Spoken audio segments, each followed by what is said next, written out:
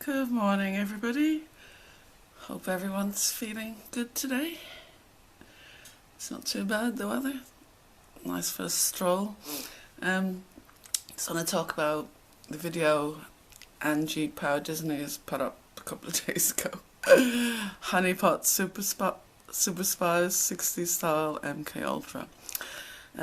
Angie, you've got it way off. Way off course. Way off course. What can I say to that? I don't get this MKUltra. Okay, if I'm mind controlled, what am I doing? What are they getting me to do? Who's doing it? Who's controlling me? Because I don't see anybody. I've got nobody near me. So who's controlling me and to do what? And even when I was younger, I was the one in control. I'm not a control freak, but I've always been just capable and just get on with it, so people tend to leave those people to do things. When I was at home, I organised the house. My mum was chaotic, couldn't organise, anything. So I used to boss the kids around. I bossed my dad around. I bossed my mum around. I told them what to do. I told them how to treat the other kids. Told them to tell them off and don't be letting them do this. And my parents were very easygoing. They didn't put any restrictions. There was no like, you should do this, you've got to do this. We were allowed basically do what we wanted. And I chose to get educated. Other people chose to sit on their arses and do nothing. This is what happens when you have parents who don't care really what you do. It's not that they didn't care. As long as they stayed out of jail, they were fine, or didn't get into trouble. So there's no junkies, alcoholics, prostitutes, or robbers, thieves, prison, anything like that. But nobody really bothered to excel. Hardly, only a few of us, because we wanted to. So never bossed around. I chose my own school at the age of 10. Just sick of religion. Now this was tough in Ireland. You know what they're like over there with religion, especially years ago. And I was 11, not into religion. I don't want that. I'm not going. Don't make me go to church. You can't make me. I had all this getting dragged to church. No way. It's shit. I don't believe it. I'm not going to those horrible people. I could see what they were years ago because there's some nuns around, and you're taught that Jesus is beautiful, he's wonderful, he's gentle, he's kind, he's this, and God is this amazing thing. And then you get these nuns going around beating little kids and hitting their knuckles with sticks. And I'm thinking, well, how can they be a servant of God? So I saw all the twistedness. It twisted in my head when I was young. I was saying, these are not people of God, definitely not. They can't be good people. So I was very, aware of a lot of things, right and wrong, and morals. I was always very moral, even with my own family. The fights we have are over integrity. How can you say something like that? That's all the fights I have with my family are, why are you doing that to that person? Why have you said that? Why have you done that? That's all the arguments I have are about things that they've done and I don't approve of, basically. Not that I don't approve of. Just say it. If something's wrong and they're nasty, I'll say, well, that's really nasty. What are you doing that for? And, people should say things like that. Call people out. Maybe, people's behaviours would be different if they were called out more. Right, I want to say as well, categorically, there's never been any abuse in my life, never. As a child, trauma-based induced in children, and what is this nonsense? Really, seriously, there's been nothing in my life trauma-based. The only trauma I had is when I joined the Truth Movement and all this shit. And when my daughter died, that's the only trauma I've ever had, and the aftermath up to now. That's the only trauma I've ever had in my life. The only time I've ever been abused is by people in the Truth Movement. That's the only time I've been abused and harassed in my life. I've never given anyone cause or in real life to treat you like that. But the Truth Movement, they don't need a reason. But in real life, this doesn't happen. I've never had this kind of problems with people. I've been the boss at work, got on with everybody, stayed in jobs for a long time. They loved me, didn't want me to leave. And even when I did want to leave to move on to better things and something different, I'll get bored after a few years if I've done everything and it's all running smoothly. There's nothing to do. I like challenges, so I go for companies that are in bits and need reorganisation and need a whole restructure, and I'll take those kind of jobs on and, you know, put in new systems and all the rest of it, and link all the departments up and train everybody, and this is what I do.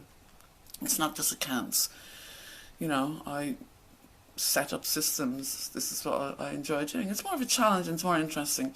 So you know, I went into accounts by myself. My dad asked me, he had a friend, my dad was a building contractor, and his friend, he was doing some work on some big warehouse, and the guy's secretary and accounting, the girl that was in charge, the office girl, just walked out. And he said, can you just do some work just for the day? He just needs you to do some letters and typing and answer the phone. I'm like, no. And he said, please, he just needs you, please, you just help him. So I said, okay. So I went over there to his warehouse and he showed me the ropes and everything, and I just started doing it. You know, tidying up the invoices, putting them in order and sorting them out. I mean, I could type anyway, because everyone could type, couldn't they? We had typewriters as kids and things like that in our house. My dad was into electronics. He loved gadgets. So we had all the latest stuff, anytime new radios, cassettes. There wasn't that much in those days, but we had all the latest equipment. I mean, we had video games. My dad could make stuff. He used to make toys, not stupid toys, but electronic things that blow your hand up. They're just buzzy things, you know, the things, the thing you go around, the thing with makes the buzz if you hit the wire. He made us those years and years before they were even on the market, and things like that. And we had the first video games, you know, the ping pong balls and all that. So my dad loved technology and gadgets, and he was great at electronics, and he would make us loads of stuff. And we had a lot of radios and cassettes and loads of stuff in the house. You know, people didn't have those stuff really. We all had our own.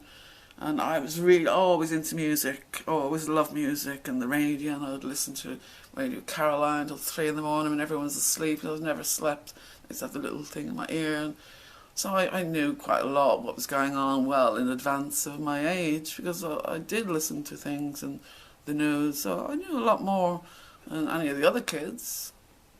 Especially, and I stayed up late with adults as well and chatting, and I'm in a really funny position in my family because my mom has about 4 sisters and a brother.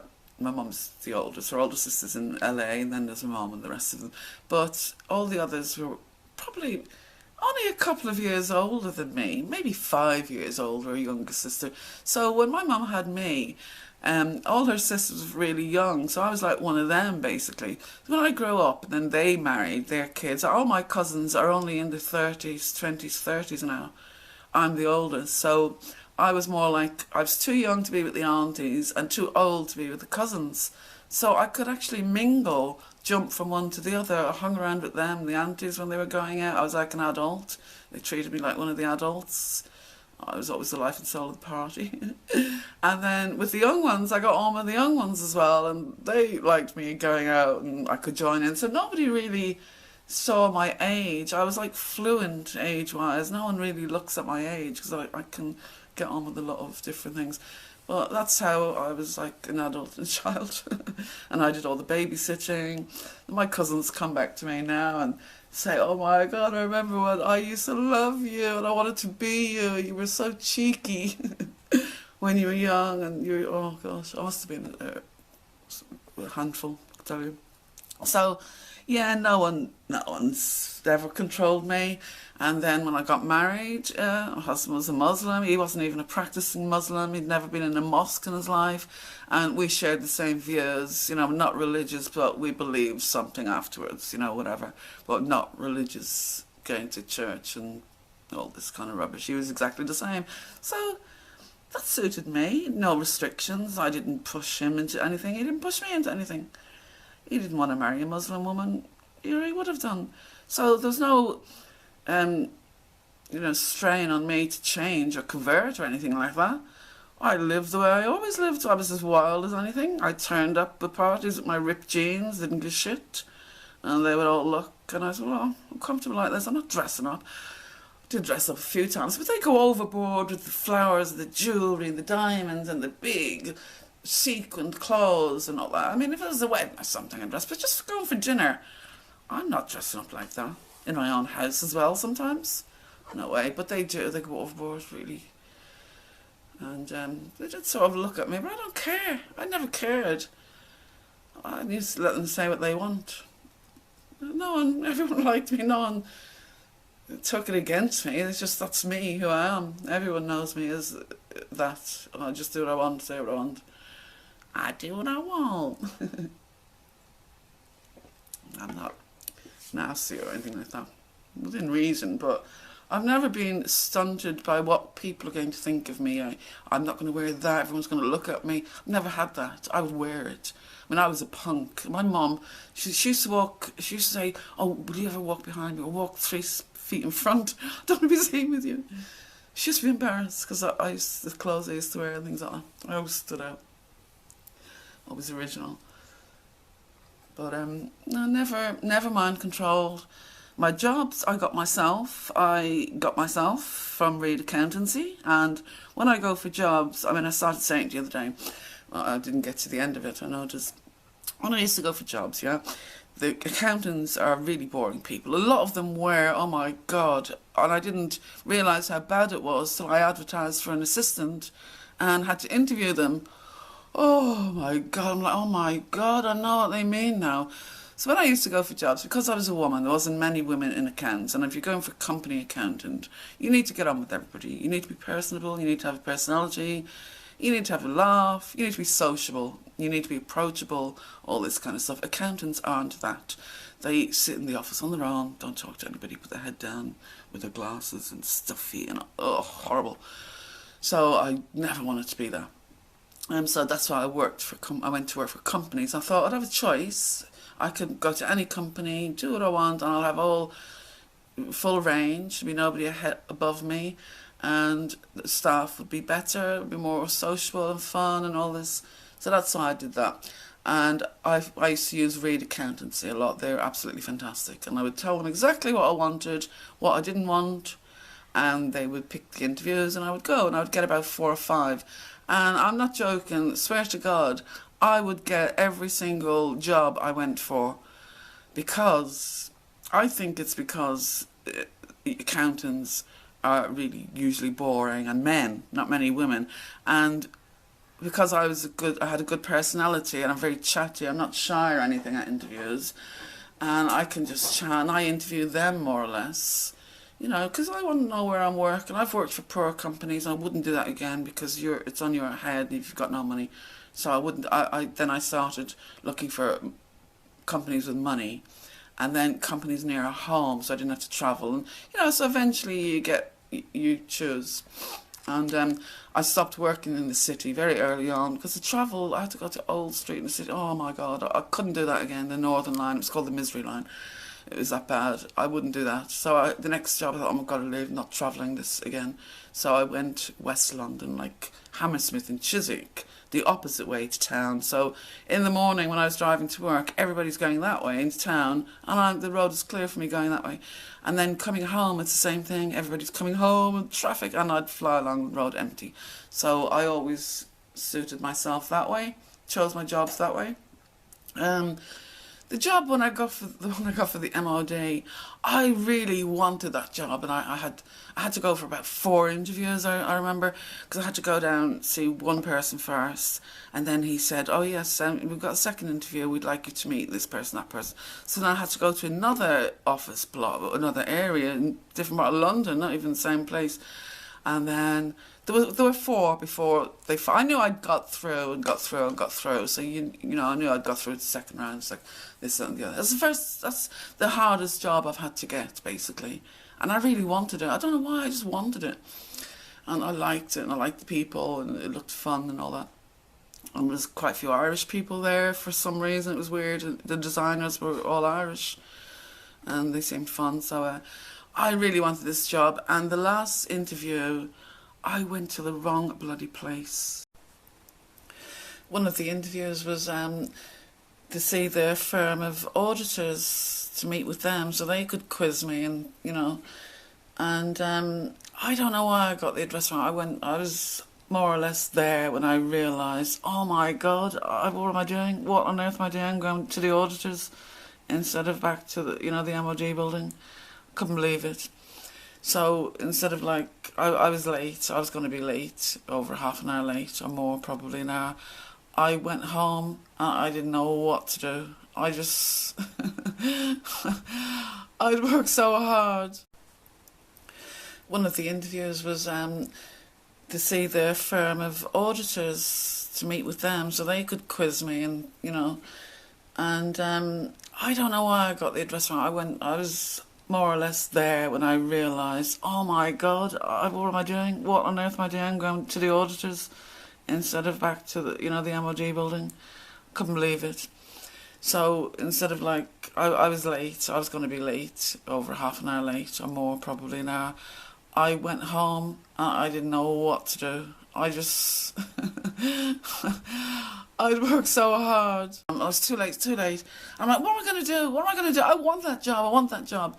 So I pretended I was mugged.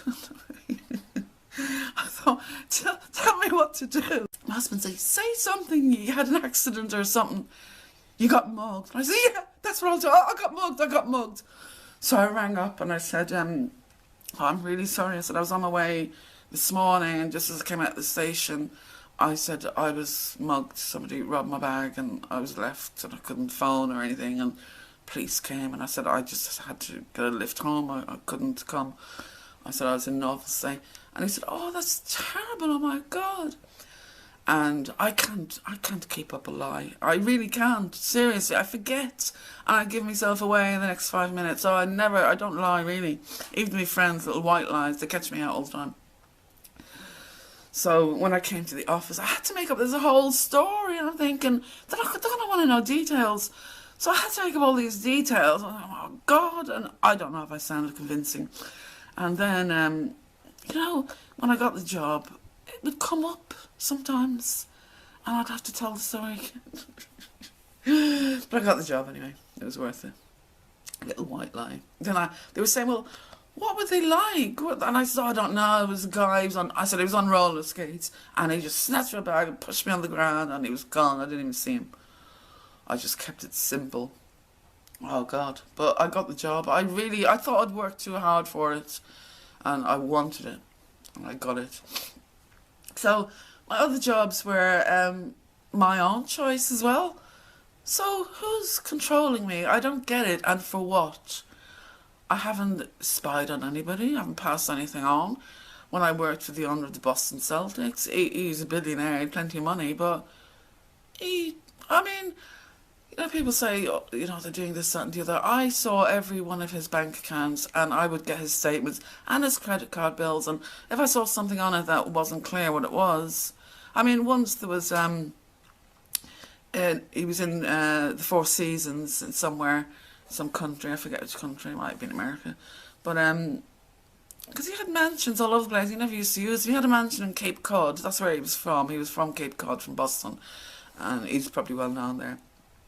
But he was an investor on a stock exchange, and so he wasn't into buying the football team, he wasn't into this, he just bought it. He bought the shares on the stock. That's all he did all day on his computer, buying, selling, and he made billions. I'm not joking you, billions. I was sitting on a chair that was worth probably 250,000. I didn't even know it was a raggy old thing, and I hated it, big thing. And then when I was doing the assets sheet, I saw this King Louis XV of France or something like that chair bought at an auction for, I don't know, some hundreds of thousands, can't remember, but a lot. And I said, where's this chair? Where is it? I haven't seen it. And she said, that's the one you're sitting on. I'm like, no way. He paid what for that? It was a heap of junk that you'd throw out. It's horrible. I hated it, but they wouldn't let me get rid of it. That's why.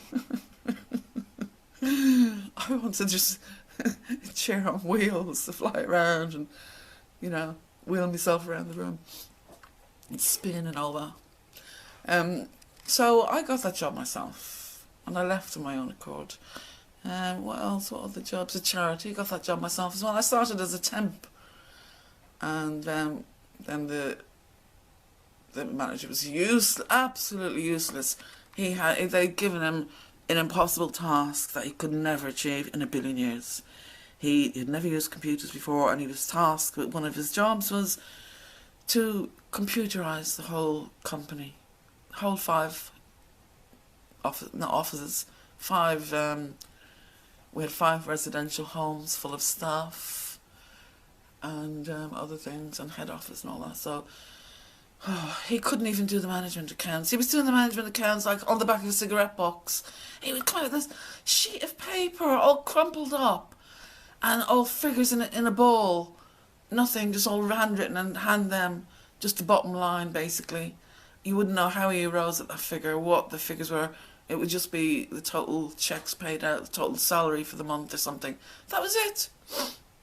So he was sacked. Definitely when I started. Within a couple of months he was gone and I had his job. And I did everything that they were expecting him to do. And he was sacked for abusing the women, not for his incompetence. They couldn't sack him for his incompetence, but they sacked him for abusing the women. And I put the report in. The women were afraid to tell. And I said, well, I'll do it. What's been going on? And they told me everything that's been going on. I saw it for myself for a few months. He was a nightmare, horrible person. Oh, awful. But he really was creeping around me because I was doing the work. So he was really nice to me, but I saw what he was doing to other women. So I got that job myself. So what is this spying? Who am I spying for? My father-in-law was a spy. He did it. He was friends with Kissinger, but what would they have been using me for? I do not understand this. What would you be thinking? What do you think I'm being trained to do? See, the thing is, I am a bit of an oddball because I'm telling the truth. I'm not falling into any of these fraudulent circles. This is why I don't fit anywhere. And, you know, I think people are seeing I am the odd one out, but they don't know the reason why. The reason why is I'm not following the bullshit. I'm genuine. There's nothing strange, no mind control, nothing. I'm just having ET experiences since I was a child. That is it. That's all there is.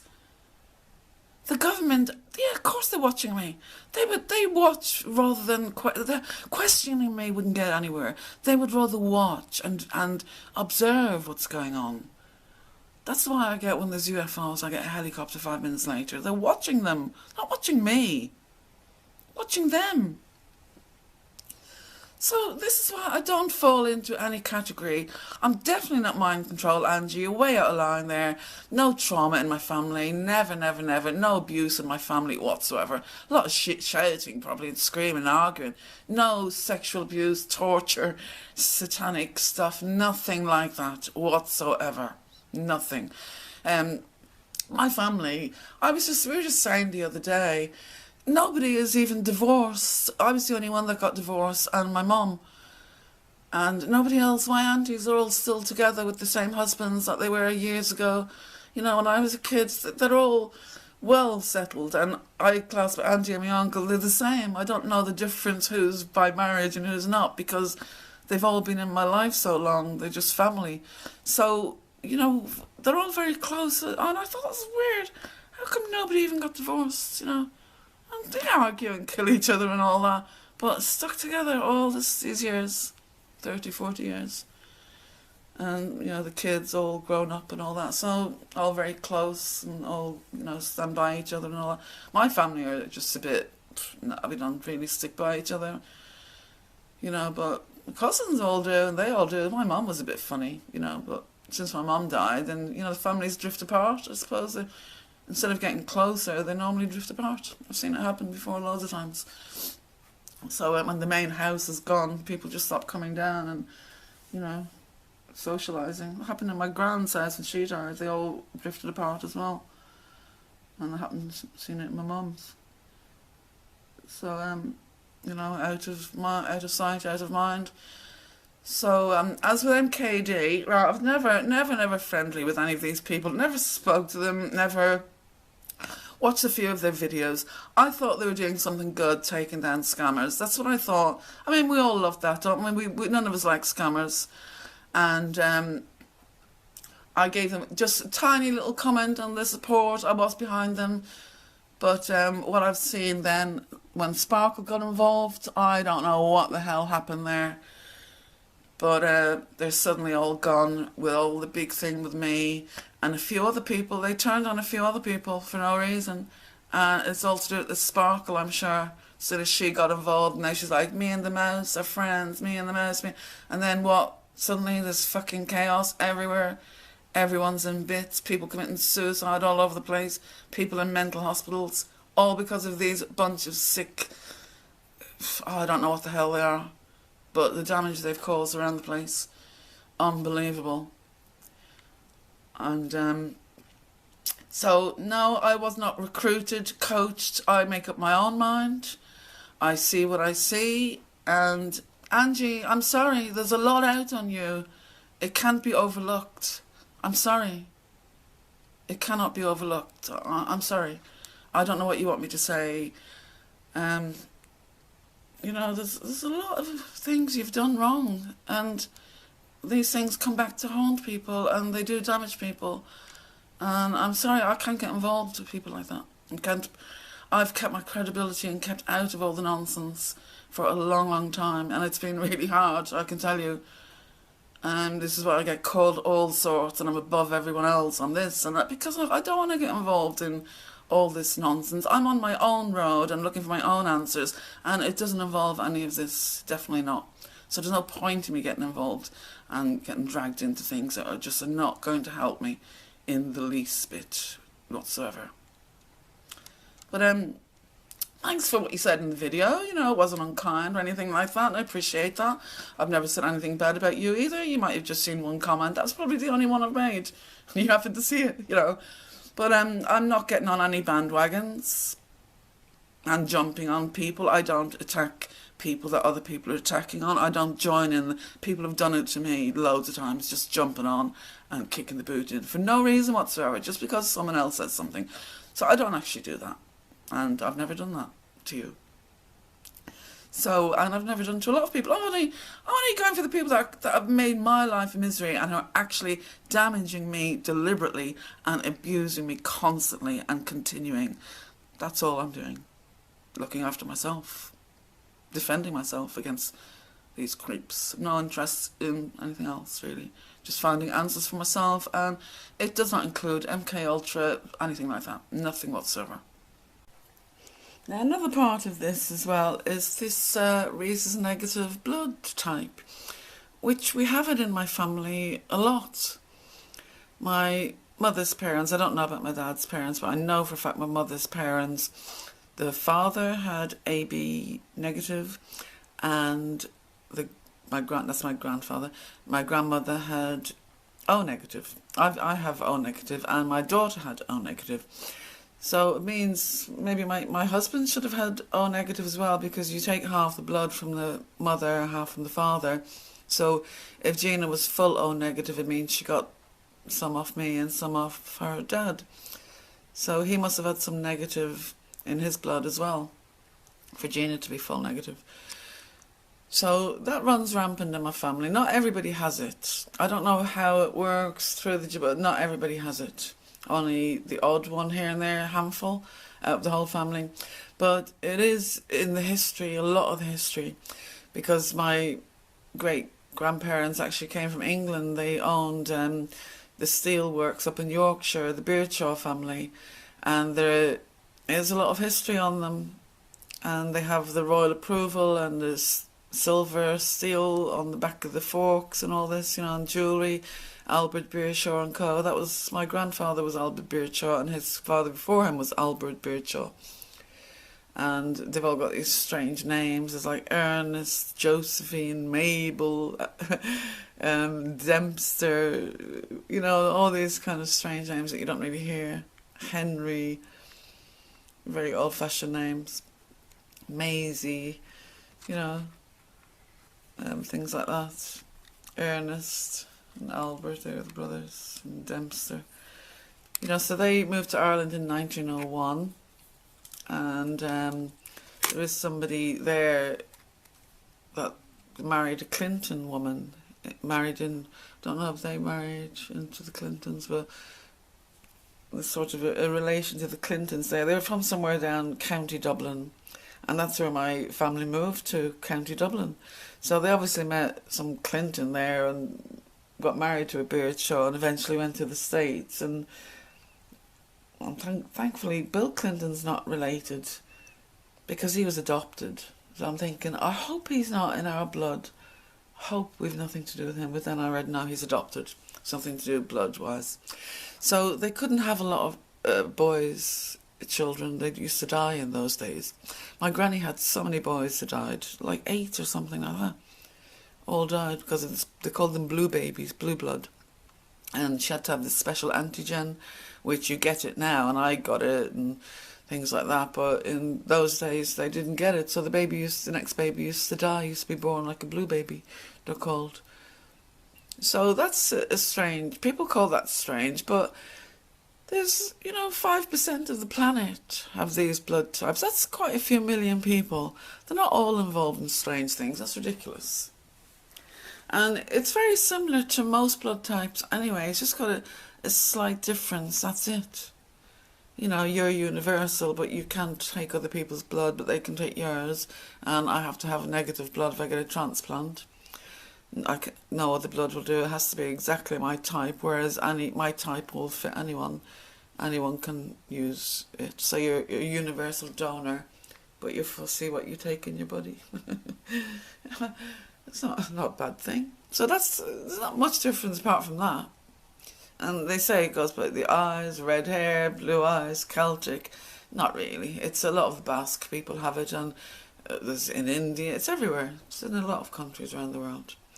So most of these people are just living in third world countries. So what about them? Where do they fit into this theory? Nowhere, because it's not true. I mean, there are rumours that the royal family have this rhesus negative blood. I don't know if they've ever revealed their blood type, so how do we know that? How do we know that? Is there any records anywhere? Well, I thought I read somewhere that they kept that secret for some reason. So, we don't, I used to think, the royals were running rampant, weren't they? They had kids all over the place. And they used to got a lot of prostitutes in the old days. So a lot of them had babies, And we used to think maybe it was something to do with that because they protected their blood so much. And, the commoners didn't have it. And I thought maybe some got out and eventually started there. But that wouldn't account for around the world and Indians and the Basques and all that, would it? I reckon it's just some sort of mutation. Humans are mutating all the time.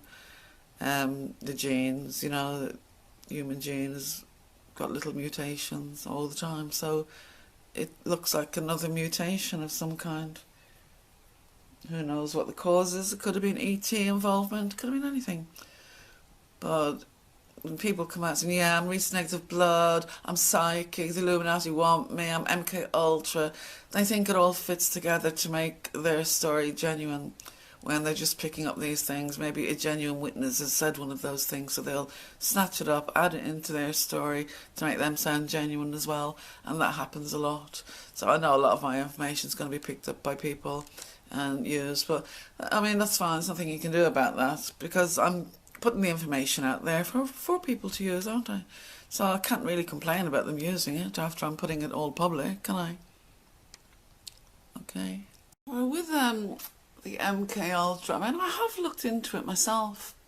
I mean, I'm interested, but to understand really how the mind works, you've got to study it, and if you study the mind like I do, and the brain, and how it functions, you would realise that a lot of the stuff out there, being said, it is absolutely impossible nonsense. Impossible. Minds don't work that way, the way, you need people, some of these people making claims need to really study how the mind works first before they make claims about what it's doing, because a lot of the things they say are just ridiculous. Now, my father-in-law, he probably was involved in that. I know one of his friends was Dr. Gottlieb. He lived in Washington, and he mentioned him. That was one of his close friends. They used to talk on the phone a lot, you know, very old friends from early days. And I'm sure I've seen his name in papers with MKUltra. But he actually, the story I got on him was he did work with the CIA. He was involved in some MKUltra. He hated what he did. The papers were destroyed, and he left and retired into the country somewhere and started raising cattle or something like that, and was sorry for what he did and didn't want to get involved. So that was Dr. Gottlieb. If anyone knows about him, that's what I know on him. He was involved with a couple of MKUltra tests, but I don't see how these things can be still carried on to today. People saying today, who's doing it today? Then they come up, oh, you must have a handler, and then they're blaming even the next door neighbour, the man up the road in the shop, their husband, their dad. I know there's a lot of paedophilia and incest in families, we know that, but a lot of people who have been abused come into the truth movement are joining bandwagons and then saying there must have been an MKUltra, it must have been satanic, and they've been force-fed all this stuff. And I know this is happening because they did it on me. I had Dave Marrow trying to convince me that I was abused satanically from a baby. From a new baby, all my life. I just didn't remember it. It wasn't aliens, and I wasn't seeing, filming things, weird things. It was all to do with this MKUltra satanic thing. Bullshit. You know, they're putting. Luckily, I've got a strong mind. I don't swallow anything. I'm so hard to get anything to swallow. I'd never be conned into anything. Never. And people should stop trying. I mean, somebody even went to the trouble. This is what Dave Marrow sent me. When somebody, I don't know if it was him, I think he found it online somewhere, he even went to the trouble of drawing up a whole big sheet, long document, 2 columns, alien abduction experiences and satanic abuse. And they went down all the things that happened with alien abduction and what happens during satanic sexual abuse, and more or less try to make it look the same. Missing time. Well, listen, I'm not traumatised and I haven't got a mental illness. Never been treated for any kind of mental illness, never been hospitalised for it, never been on medication for it, never had any cause for concern with anybody. I've always, you know, never. Came up, did all that, sentenced me, and oh, it was sickening, the things he was saying. And then if you come up with, you know, any like argument, like no or deny it or something, oh, you don't know what you're saying, you're so badly traumatised they've made you forget. Nothing can make you forget that stuff. Look at the state of him, the state of other people. So, and then when they do become mentally ill, when it's apparent, you know, that they're mentally ill, they get away with the excuse, oh, it's because of the trauma and I was a super soldier and I was an asset and they've used me and made me like this. And they're still chasing Mengele through the astral, who's doing all these things on the poor MKUltra victims. Well, I'm not convinced. I need more evidence than a handful of very mentally ill people. I'm sorry, it's got to be said, but I don't hold this as any kind of proof of anything except of their mental illness. There's no other proof of that anywhere. People saying it and joining on bandwagons is not proof. I want proper proof and evidence. There's none. It's just statements from all these people that are not even in the tiniest bit credible. No credibility whatsoever, and causing a lot of damage when you challenge them, other people. So, you know, why are they wrecking everything and causing so much damage trying to get people to believe this nonsense? People have the right to believe what they believe without being bullied. So I get bullied from all these kind of people. I'm in denial, I don't know what I'm talking about, I'm working for the government, so of course I'm not going to say anything. Everything else other than the truth. Other than it is what it is. What I'm saying is just is what it is. I'm not working for anybody. My life has been a little bit odd, yeah, a lot of things have been odd the way things have happened. There's nothing to MKULTRA or the government. What about when I was little and all that? Oh, I've always been an asset my family gave me up, did they? See, this is where there's no sort of any kind of reason behind what they're saying at all. In Ireland years ago, nothing ever happened. No strangers even ever came. It was just a real boring, dead place. We didn't even get any goods from England. I mean, my dad would travel, so we'd get some presents from other countries and sweets that you couldn't get over there, and you know, all these kind of things. Well, they were real treats. We couldn't even get stuff like that in Ireland. My mum used to go shopping to Belfast on trips to get shopping because they had all English stuff and English prices. Ireland's always been really expensive in the Republic. Squirrels still out there. Don't come down to the patio, he'll get you. That cat's gonna get him. I'm gonna frighten him away. The cat is right there hiding.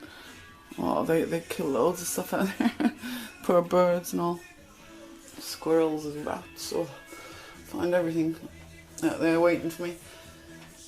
So, you know, I really don't get where this whole thing is going. What are they, when have you last worked, Angie? Say you, for example, because you brought up me in your video. When did you last work for anyone that you would, what information would you have been able to get from that place? You know, it doesn't make sense. Places I've worked, they didn't have any information really, but I learned a lot because some of them were Freemasons, but it wasn't information. I learned about them and the way the charity was run and the trustees and all that kind of nonsense and how they used charity money and the big cons involved in that. I will expose that as well when the charity, they're still going strong, and oh my goodness, that place, what happened there. But it's all regular people, you know. It's, you know, I don't see what I could have gained, what information could have been gained. Even when I worked for the billionaire, I was saying about his bills, if I saw anything on there that I couldn't have a receipt, didn't have the invoice for, and knew what it was, so I know where to put it on in the books, the records, I'd have to ask him. And he hated being asked anything, he just left you to it. I could have ripped him off for millions, but if I'd lasted a bit longer there, I just couldn't handle him anymore. He was an awful man. I walked out one day. But I saw something, he used to go to the Four Seasons Hotel, and I think he was from Cape Cod, and even though he had the mansion and all, I think I said this previously and I was cut off, he had the mansion, he would just stay in the Four Seasons Hotel, and I got his American Express bill and I was going through it and everything, just, all they did was shop. His wife, all they did was shop all day long in chauffeurs, absolutely, all the stuff they used to buy. Anyway, I saw this big amount, it was for 176,000. I thought, well, what's that? Well, with the American Gold card, there's no limit, you can use it. So I had to ask them what that was. There was one for 10,000 and then one for the same person again, 176,000. So I went down and asked him, I said, what's this for? I saw the 10,000 first, and he said, oh, that was something on holiday in the Four Seasons, don't worry about it. I said, okay. But what was it? He said, oh, just put it down as tuition. I said, right. Then I saw the one for 176,000. I thought, what the hell is this? So I said, what's this? Cheeky, like it's my money. What the hell? What are you doing here? What are you spending money on? What kind of crap is this? He said, oh, it's nothing, never mind. I said, I need to know what it is. Because if it's an asset, you know, you need to know where to put it. Or something like that. So he couldn't really get out of it. He had to tell me. He tried. And I said, no, you need to tell him what is it. Apparently, he paid some professional golfer, somebody famous, I forget who it was. I knew it at the time. But it was somebody famous, you know, professional. He paid him for the week to give him golf lessons. He'd only just picked up golf and he hired a professional to give him lessons. A famous professional. Champion. Imagine that. That's what it was. He was too embarrassed to tell me. But so, if they had anything weird on the bills, I would have seen it. You know, I didn't see anything that struck me as, oh my God, what the hell is this? So I don't ever recall anything strange, not in the way conspiracy-wise, nothing at all. Or it would have stuck in my mind, I'd remember it. But no, normally it's just extravagant and rubbish, you know. So, as I said, I had access to a lot of accounts. That billionaire, his name is Paul, he had about 35 bank accounts and he didn't want anything to do with anything. I couldn't even ask him a question, he'd go, "Get out!" And I'm like, I don't like him shouting at me like that. And I pulled him up one day, I said, "Listen," I said, "I don't have to work for you." I said, "I'm doing you a favour." And I said, "I can get the same money anywhere else." And I said, "I don't like you shouting at me. I don't like you speaking to me like that." I said, "If you do that again, I'm just walking out." And he just said, "Oh, yeah, I'm really sorry." So he was quite nice to me after that. I just didn't like him. The other two, he had a secretary and his wife had a secretary. And they just booked everything, you know, just bits and pieces like that. Did the running around for them. They weren't even secretaries, really. But so the three of us were just in that big mansion all the time. And when he was around, oh my God, he could have them up and down all day long. They were on Valium and everything, crying one minute, high the next, because he'd given them a compliment. It was ridiculous. I couldn't handle it. I hate moody people like that. You don't know where you stand with them. But it was like that every day. They'd be in tears, coming in crying. And they were all right when he wasn't there, but they just, I don't know what was going on with them. They let him get to them, and they thought, see, when people have money, most people treat them like kings. Oh yes, this, that and the other, and this is what a lot of people treated him as, and I didn't, because I was used to rich people, and they don't impress me in the slightest. I go for people's characters more. Money doesn't impress me at all. A lot of things don't impress me that would impress other people. When people try, you know, impress you, and I just laugh. You're trying to impress me? It's not going to work like that. You're going to work a bit harder than that. So, a lot of people are not like that. They just fall at their feet and yes sir, no sir, yes sir, no sir. So we had these girls up and down, running around like lunatics all day long, crying and everything. Oh my God, it was horrible. So I didn't like putting up with that. I just thought, oh no, this is a depressing atmosphere, I need to go. And I left. Just to add a bit about Dave Marrow there when he sent me all that stuff. I mean, I said to him, you know, fair enough, you believe what you want to believe, but there's no way this applies to me. I don't know where you get your ideas from. And he started getting really abusive and nasty, and really, the stuff these people come out with, seriously. And I blocked him, and when I did a video about it, and tell people, you know, beware, this is what's being said, and it's not true, and this happened, he started crying, oh, I'm mentally ill, and he came on my channel, and oh my God, the comments, absolutely for days on every, I don't know, he must have left about 50 comments. Didn't even have time to copy and paste them. I didn't want to, actually, because, and then deleted them all. But very severely ill, severely mentally ill, and then if you call them out on it, you're the bad one. Well, stop this nonsense. Stop sending me this crap. I'm not interested. What about me looking at this sick nonsense that I don't want to see? What about the people who are getting sent this stuff? It's absolutely making them sick, and then you call them out and you're the bad one. He's mentally ill. Yeah, he's mentally ill. He shouldn't be in the truth movement. Sorry. Cases where people going to Miles Johnson hadn't got a clue of anything beforehand, and suddenly they're a super soldier, and then they're MKULTRA, and the reason why they forgot for 50 years is because of this trauma. Doesn't work like that, ladies. Come on now. This is not, you really, It's not on, these stories. It's not on. It doesn't work like that. Absolutely not. So it takes the likes of Miles Johnson to bring it out in people, does it? The biggest con man, the biggest sadistic abuser, fool, clown, liar. How is he the one to be bringing this out in people? How is he the one to be making you remember? Think about it, Christine Hart. This is why absolutely none of it makes sense. Now, because I deny this, I'm in denial. I'm too traumatised to know what's going on. Well, I've been on this planet decades now, quite an intelligent person. I think I'd know by now what the story was, what's going on. I think I'm in a better position than most of these people who are dictating to me. I'm in a much better position than any of them to know what's going on. I don't, they try to push all this stuff down your throat and then get aggressive when you don't believe it.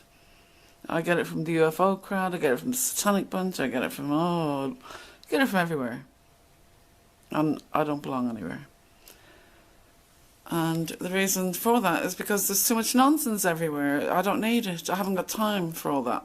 So I've stayed out of it. This is why, I'm adamant when people say I'm trolling them and this and that. No way, I haven't got the time. Like I kept saying to Helen Baby, you're nothing but a speck of dust to me. Stop bloody accusing me of something. No interest. But she went on and on and on. And now she's gone. Bye-bye, Helen. Don't come back too soon. Right, but if we use that logic, it means, what does it mean exactly? You've got the super soldiers saying they're in the astral fighting Aquino, fighting Mengele, fighting all this rubbish in the astral. What is the astral? There's no such thing. No such thing. So, what are these, what's the end game? What are these people about? What are you doing? And then they try to convince you, well, the paedophilia is due to, they want the essence of the child, they want your fear, they want your energy, they want your psychic abilities. Like, people can just steal that stuff. That can be taken from you. Unrealistic. Too unrealistic to be even fathomable. So how it can't all be true. You've got one group saying one thing, another group saying another. It can't all be true. Quite a few of you have got to be absolutely wrong. So people like me can't be blamed for not taking any of it seriously. And someone want to call that sitting on the fence. Well, no, I don't sit on the fence. I say I'm clear about what I think. So, Ben, no, I'm not sitting on the fence. I'm absolutely clear where I stand and what I believe, what I don't believe. And I don't believe probably 94% of everything that's put out there. So that should make it really clear to people where I am on most things. There's very, very little evidence of anything. When you research it, you come to, the nonsense, and you find out that people are totally uncredible and, charlatans and scammers.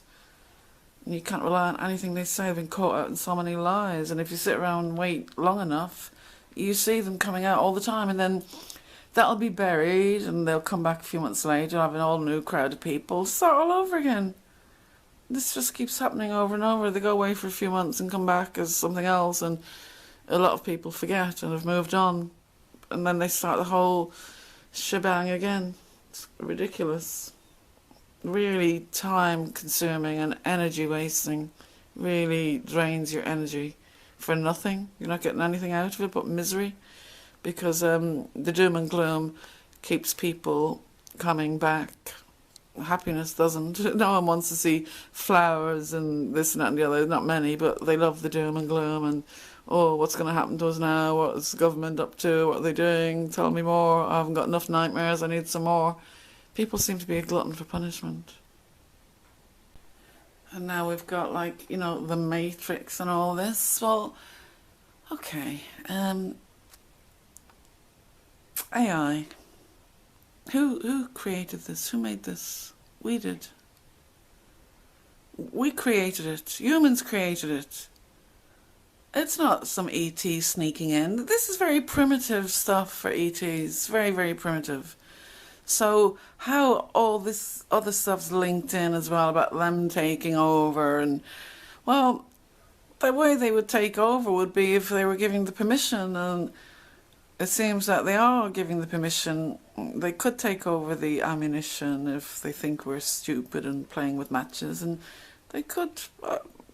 I suppose the creators should have ensured that this would never happen, but the defense army in America, the US defense, they've said they can't guarantee that they can be controlled in the event of a war, and they were using artificial intelligence.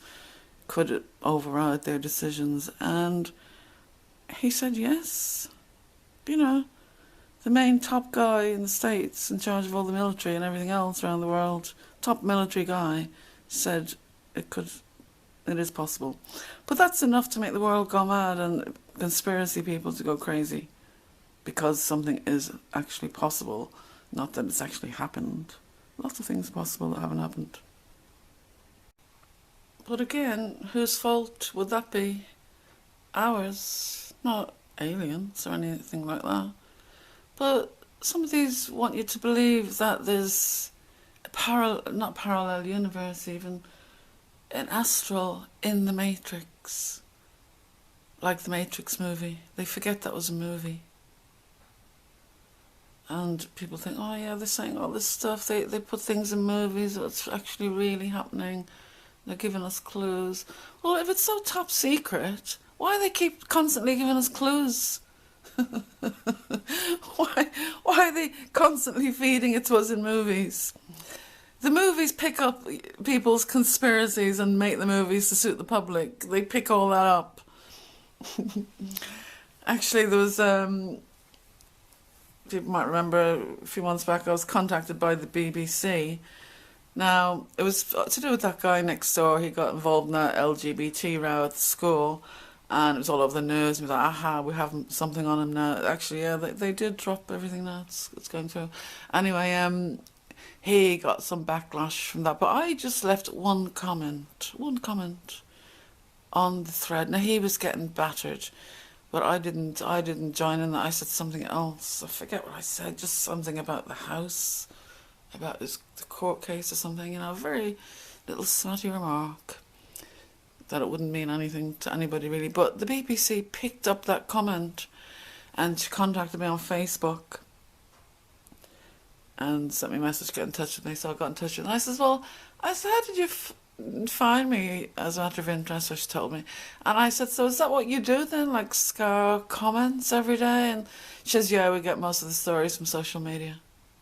So there's more than people having fun on social media. A lot of the stuff comes from there that companies use. They're looking at the trends and things. So a lot of the movies would be based on conspiracies and bits thrown in just to get the crowd going. It's not the other way around. They're not throwing it to us. We've thrown it to them. They've stolen their ideas from the conspiracy world. It's the other way around. Oh, dearie. Oh, like, leave the planet and go somewhere better. Now, when I hear the likes of Miles Johnson frightening people, trying to make them believe that AI is actually alive, that's actually, they're uploading people's memories to AI and they're going to take over that way. Well, they would upload information based on human behaviour. This is how they gathered the information to make the AI in the first place, to make them more realistic on a human level. So that's nothing really outrageous. But, in 10 years' time, people are going to be laughing their heads off at this. Remember, we thought AI was alive. It's going to be so ridiculous. Absolutely ridiculous. and we're going to be looking at people like Miles Johnson and laughing our heads off at them. There's going to be clips all over the place saying, look at this Muppet, listen to what he's saying. Remember when we thought AI was alive and it was taken over, and look how stupid everybody believed it. This is what's going to happen. I would look at more some higher things than AI. Absolutely. If there's anything to do with the ETs, it's not going to be those little silly things that we use. We've created all that. It's all based on the same computer technology that we've had, just more advanced, and it is getting more advanced every day. My daughter used to love robots, so every little robot or electronic thing on the market, she wanted it, you know, little Furbies and little robots. And over the years, some of them were ridiculous, they didn't do that much, but we could see the advancement over the years. Even in the toys, they were actually getting much better and smaller and better chips inside them, and, you know, could do more and listen more and react more. So I imagine even today it's even better than that, than the 90s and 2000s and all that. So this is our advancement. What has it got to do with ETs? This is us. Are we not to take any of the credit for anything? Even stars and artists now can't get any credit. It's all they're meant to be controlled, and it's all this and that and the other. So nobody is to get any credit for anything anymore. This is the world you want to create, that you want people to believe nobody has any talent anymore. It's all programmed and controlled and, you know, mind control. You're making a very grim picture of things, and it's not even like that in real life. Not at all. If you look around, get off the net and go out to the parks and talk to normal people, you'll find things are not like that at all. Not at all in the slightest. And, you know, they're not going around with blinkers on. It's just that people in the conspiracy world are all caught up in this stupid webs and can't get out. A lot of them are going insane, even. Gladly I'm not one of them. Oh, I don't know why. I don't know how I haven't got insane by now with all this nonsense, seriously. As I said, I chose my own school. It was, you know, quite far. I was over in actually Sandymount. That's where my mum's family were originally from. But we'd moved since then. Or she'd moved since then when she got married and all. That's where her, you know, my grandparents from. So I ended up found this school. I just saw the advert in the paper, and I liked the sound of it. And it had boys. It was mixed. And I'd done exams. You have to do exams, you know, the entrance exams, and they're quite hard to get into schools, the good schools, as we know. So I did 3 lots. 2 were where my friends were going, Holy Rosary and John of God's, I think they were called, yeah. And then I saw the advert for Sandymount High, and my mum had to take me, and we had to go. It was really far. And she was thinking, oh, you know, you're not going to get in here. And I'm like, what do you mean I'm not going to get in here? Of course I am. What do you mean? And even at my young age, I'd already contacted the school, phoned them somehow from a call box. I don't think they had a phone in those days in the house. No, we didn't. God, it was a bit later than that. And I actually contacted the school, made the appointments and everything, and found out about it. And the mum took me over, and it was a private school at one time, but then just, I think it was that year, they'd abandoned the fees. So my mum was saying, we can't afford to send you here because private school wasn't on the cards. And I said, oh, it's not, don't have to pay. All you have to do is buy my books and give me my lunch and my fares and this and that and the other. Because you have to buy your books over there, you have to buy everything. They used to cost a lot of money. The books were hundreds of pounds. We had to buy loads of books. Yeah, so that was a non-religious school, the only one in Ireland, and I found it at that young age. And my mum didn't even know it was non-religious till just before she died recently. I was telling her, I was talking to my auntie about it, and we went to this reunion a few years ago. I was talking about that, and that's when I found out it was non-religious. I even forgot about that, to be honest. That wasn't the most important thing, but that must have been the one important thing at that time. I did not want to go to the nuns and the holy schools just with all girls. I really didn't. And I didn't want that religion down my throat. I really didn't. And they're so strict with religion in Ireland, they were. I mean, I was called the Antichrist and all sorts because, they were saying she'll probably burn into flames if you take her in the church. Probably has 3 6s on her head. I got all that. I'm like, no, actually. You can look if you want. I can go into a church. I can hold holy water, no problem. I just refuse not to. I was a little brat. But yeah, I mean, I got a lot of slagging. I mean, Irish families, if you're anyway odd or strange or something about you. Because I was always, I was into everything. I was always busy and doing stuff and always got something going on, and everyone thought it was fun. They used to make fun of me. I was always doing mad things. I was actually very good at sports, and they caught me. They found me. The sports people in the schools. I was a really good runner. Nobody could catch me. Everyone tried. My best friend especially, friends I went now in London, every morning come into school, she'd say, right, I'm ready, let's go. What? I'm not running again, come on. And she'd make me run around, race me, and she could never win me. I was just really fast. I was always fast at doing everything. I was flying, I'd tidy up, do everything, really zoom. I was always running everywhere, never walked. So I was this really good runner, and then they got me a coach. I won some races and won some medals, and they put me in for all these different other races with other schools. I became a runner, a sprinter, really fast sprinter. I was going to go in for the Olympics and all that.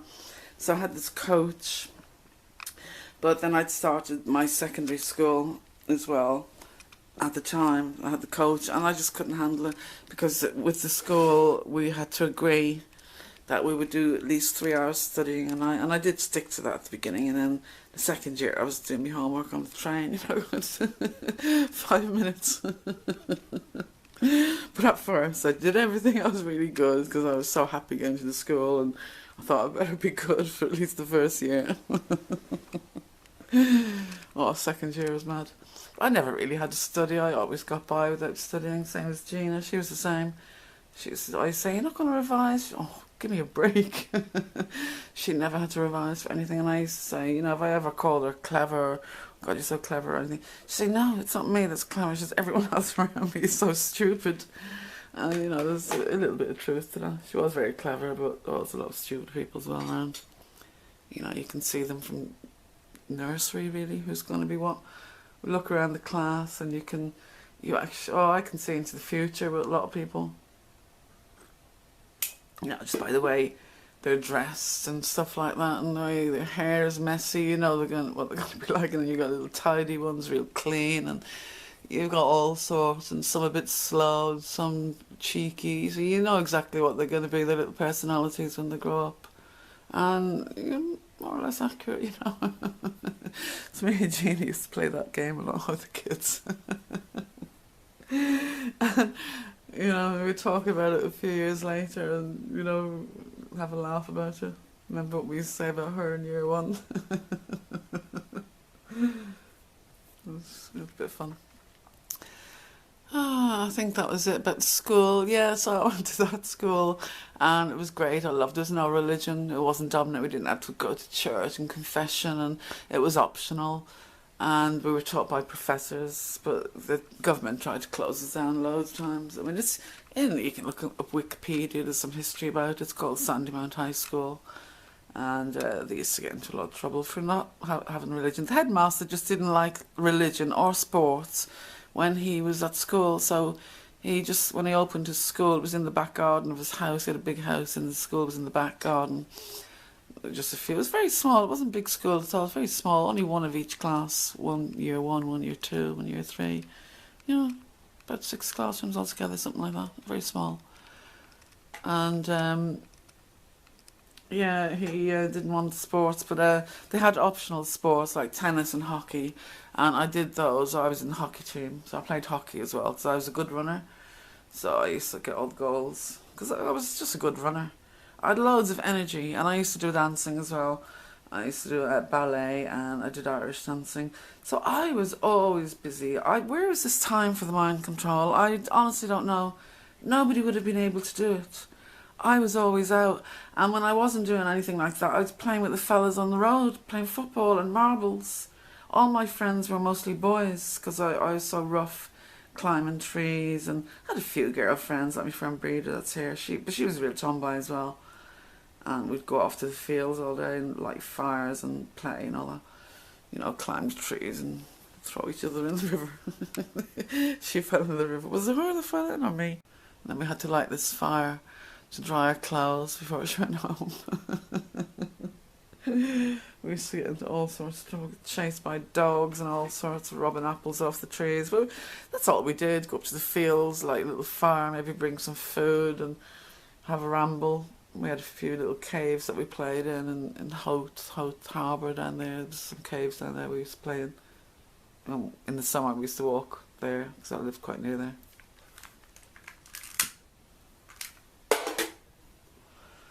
So I really don't see who would have been able to control me, first of all, without enough drugs to kill a horse. I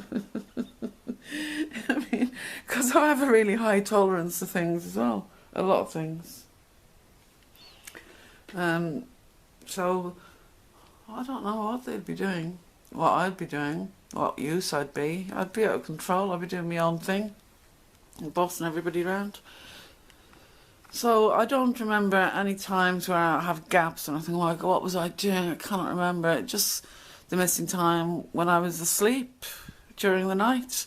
That wouldn't have been CIA sneaking into my house and taking me out to do jobs. Why would they do that? They have people who get paid to do stuff like that. They don't need to use MKUltra. It's easy for them to use assassins. They don't need to hypnotise people. And those, all the MKUltra testing they were doing, they were all to work on future warfare and prisoners and controlling the populations and things like that, not using the individual person for tasks, as far as I'm aware. But it's like Korea, they're doing them now, human experiments, but it's for future medicine and, ammunitions and chemical warfare and things like that. They weren't really trying to turn them into zombies, walking zombies, to do their bidding. They've got agents that do all that. Do you think agents won't kill somebody if they were told to? Of course they do. They kill people all the time. They don't need to be hypnotised at all. Not in the slightest. Yeah, I was talking about my running. I'll just get back to that bit. I had the coach, and we used to practice every night. He would take me out and get me running and running. Oh, God. It was... I didn't like it. And it was too restricting, and I said, I'm giving it up. I don't want to do it. I didn't have any time for anything else. So I joined the hockey team and tennis and some other things. And I was getting older as well, I was into music and boys and all that as well. So, running wasn't on the cards anymore. So I gave that up. I mean, they didn't want me to, because I was actually a really good runner. But no, I didn't want to do it.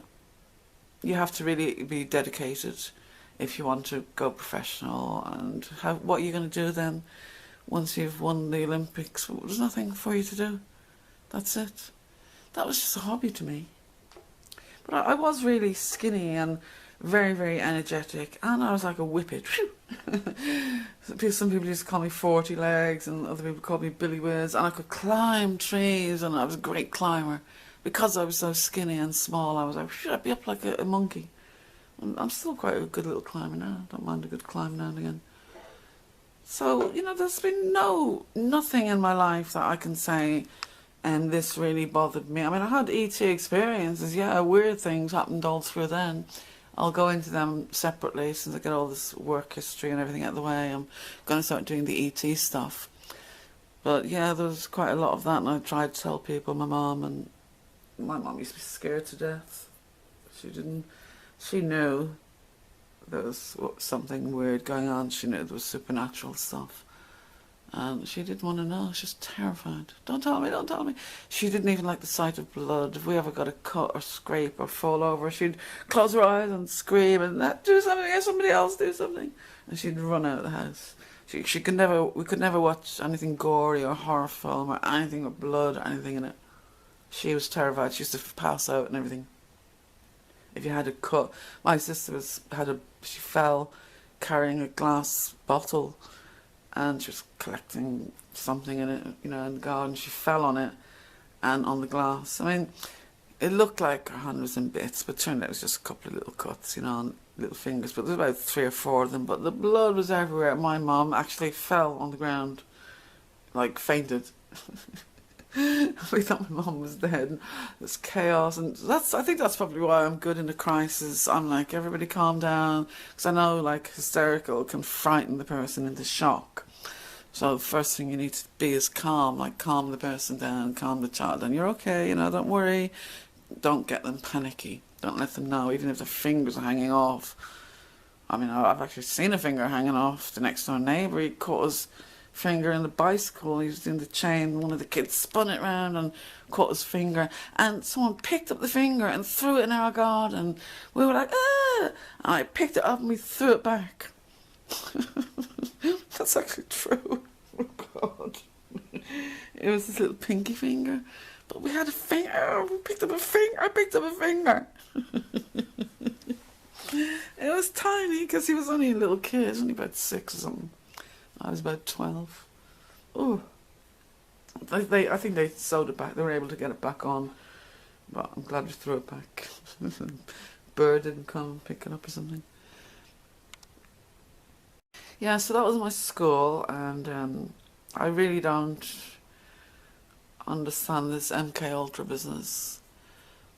My uncle as well, not my uncle, my husband's uncle. I said the other day that the mother was an only child. I meant to say the only girl was her and the brother, and there was no other girl, so she was spoiled rotten, like a queen. But the brother had this death penalty over him because of political reasons. He was against the government in Syria, so he had to leave and he went to Germany. But he was in the CIA as well, and he got a lot of the scientists out from East Berlin to West Berlin. He got loads of scientists out, and I heard the stories about that when they were crossing out. And he's got time, you've got to ring up certain places at a certain time, and it has to be to the second. And one time my husband says he didn't ring, he was a bit late, and on the a second later, the door of the hotel was kicked down, and like 4 or 5 CIA men just barged in with guns all ready to fire.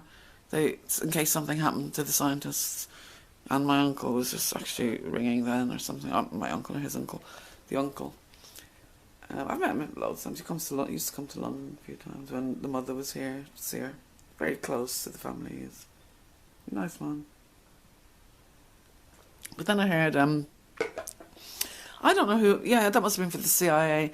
And then I heard he went to work for the Saudi government. He's very rich as well. He went to work for the Saudi government. He's married to a psychiatrist. She was a GP, then she became a psychiatrist.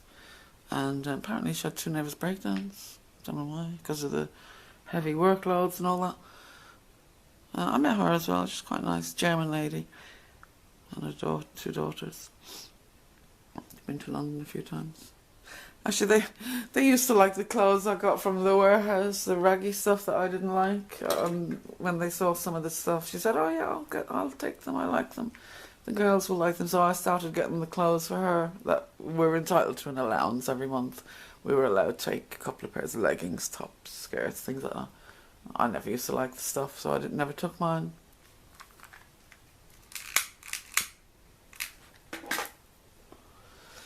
So he'd have some great stories to tell, I imagine. See, I wasn't into all this. Wasn't into a lot of this stuff when I was married. These are just things I remember without actually digging too much, off the top of my head and how it was. And when I did ask questions, but if I'd have known what I know now and was more interested, my God, I could have found out so much. I do have one contact now that it's my mother-in-law, the step-mother-in-law, the younger one. She left Syria when the war started, and she got all the money out and got everything out, and she went to live in Malaysia. And she's living in Malaysia down there now, and apparently her family and all, and the father is dead, you know, so there's nobody, she's no ties. My ex-husband's in Australia, and the other one is in London, the brother. So that's all there is left here in London. Ahmad, he's there with his wife, and sister died, Hannah died a couple of years ago, so my ex is in Australia. So there's no reason for them to come to London anymore unless they go to see Ahmad. Sometimes they do come, you know, rare occasion. Now another part of this as well is this rhesus negative blood type, which we have it in my family a lot. My mother's parents, I don't know about my dad's parents, but I know for a fact my mother's parents, the father had AB negative, and that's my grandfather. My grandmother had O negative. I have O negative, and my daughter had O negative. So it means maybe my husband should have had O negative as well, because you take half the blood from the mother, half from the father.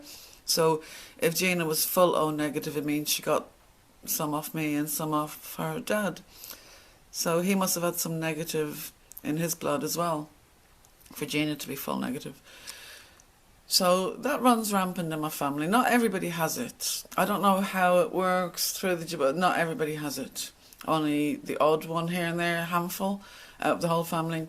But it is in the history, a lot of the history, because my great-grandparents actually came from England. They owned the steel works up in Yorkshire, the Beardshaw family, and there is a lot of history on them, and they have the royal approval and there's silver steel on the back of the forks and all this, you know, and jewellery. Albert Beardshaw and Co. That was, my grandfather was Albert Beardshaw, and his father before him was Albert Beardshaw.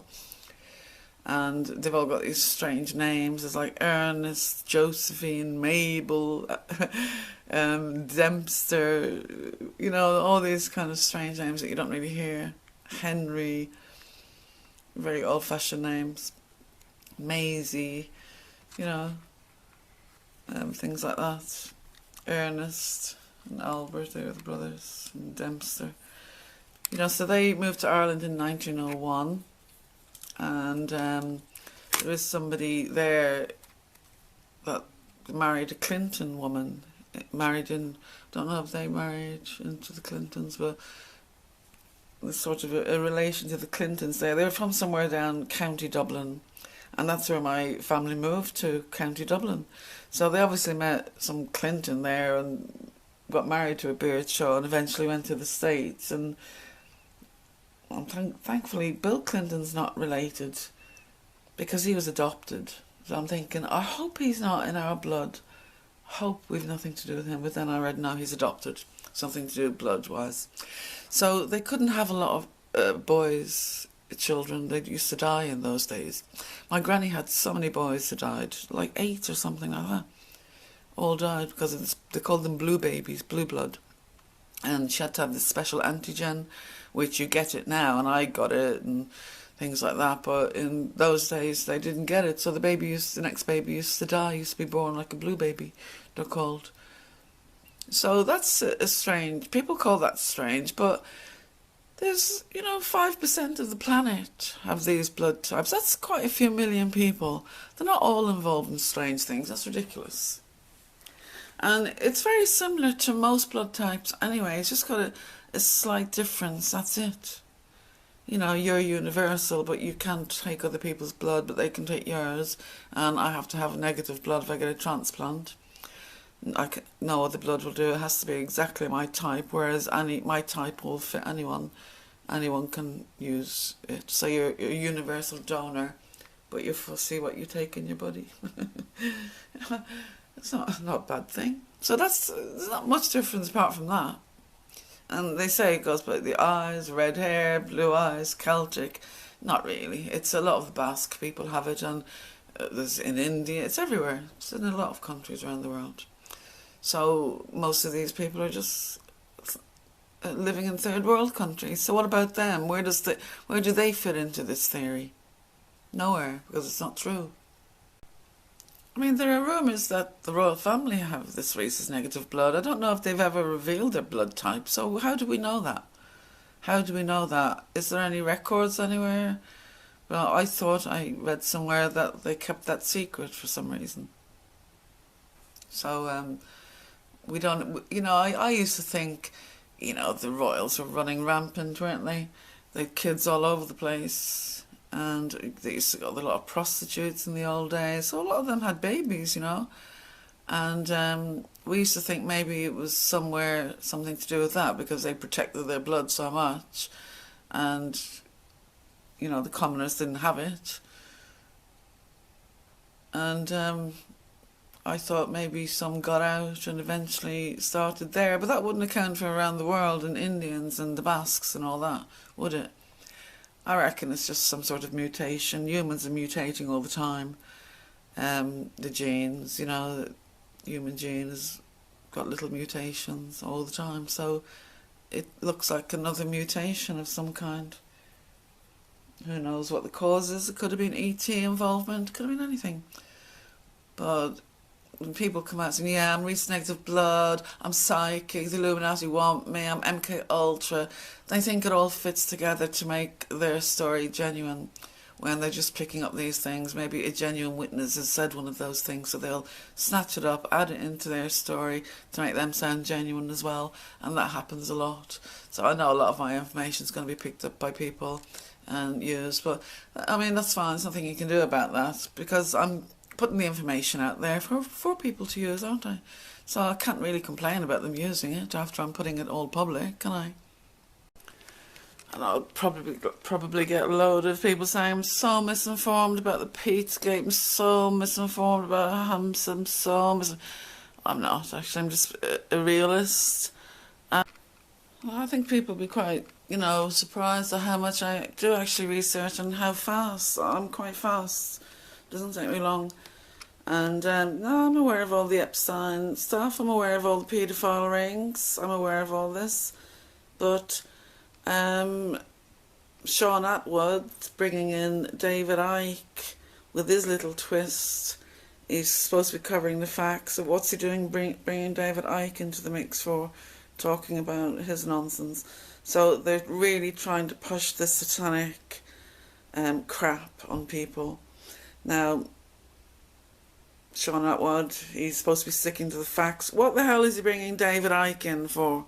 What the hell is he bringing David Icke in to talk about all this crap and mix Epstein in? He's really trying to get satanic stuff mixed in here when there's been no mention at all in any of the statements, none of the girls, nobody's mentioning anything about ritual abuse, or they were, you know, obviously abused paedophiles, but they were treated well. They weren't beaten up and treated badly. They were given money and given nice places to live, so they were looked after in that sense. So there's been no mention of any torture or abuse or anything like that. So why is he bringing David Icke in to put this into people's heads, you know? This is all more mind games with the public, I think, anyway. It's my opinion. So they're just so, you know, so bloody bent on forcing this satanic bullshit. And this is probably to hide the real stuff, you know? People are concentrating on that and not really looking at the real picture, which is the paedophilia and the abuse of children just by paedophiles, you know? Not Satanists. Maybe they do, I don't know, but this is, you know, it's not what it's about. It's about paedophilia and children being abused. I know there's a lot of negative stuff out there about you, Angie, so I won't be jumping on any bandwagons. There's things have already been said. That said, I'm not going to repeat everything. There's a lot of negative stuff about you. So I don't need to repeat it. People already know. I have no wish to. So I'm just addressing what you said in your video about me, really, and quashing this myth that I'm mind controlled and all that ridiculous nonsense. So it's not really just for you, it's for a lot of people's benefit, because a lot of people seem to think I'm mind controlled, and God knows who's controlling me, and controlling me to what? Call out bullshit? Well, I like this kind of control if that's what it's doing. Bye for now. I mean, I've researched these paedophilia rings in power, powerful people, back to the 70s and 80s. You know, the Aquino guy and this Franklin scandal and all that, they were all about paedophile rings in the White House and things like that, and the kids.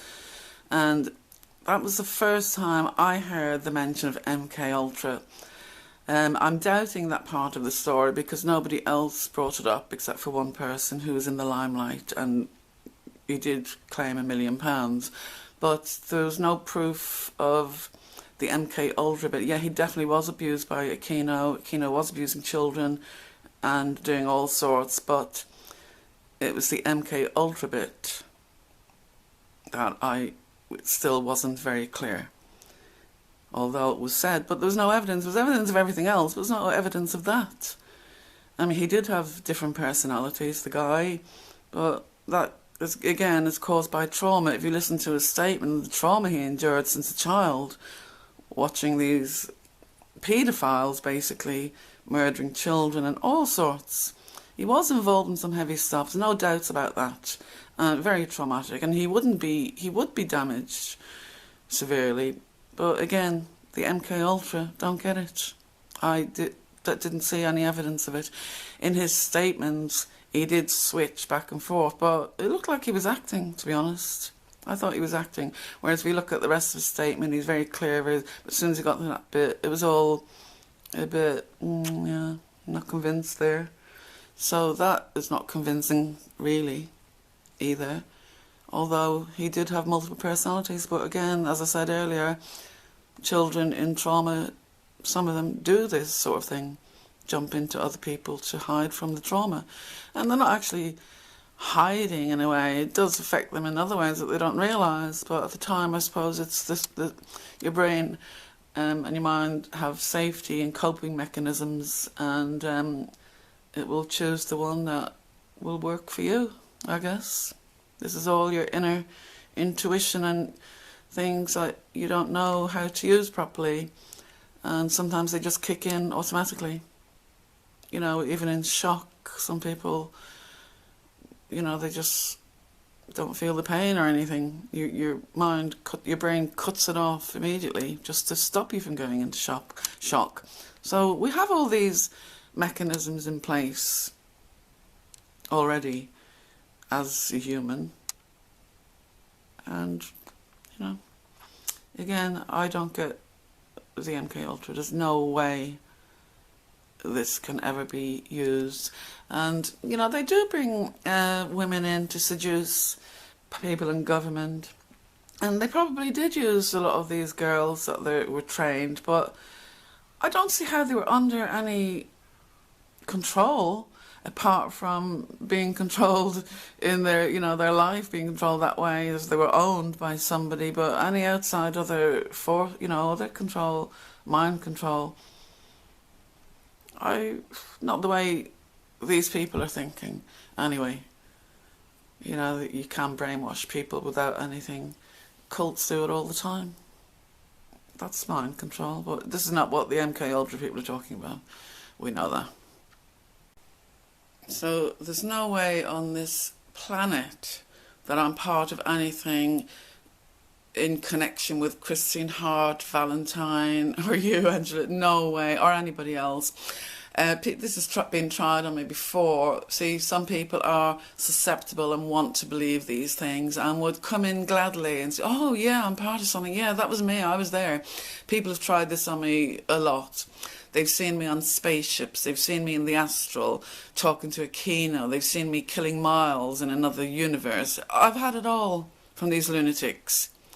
And I call them out, show me the evidence. There's no evidence. If I don't remember, it didn't happen. And I'm not under mind control to make me forget anything, you idiots. I can account for every minute of my life.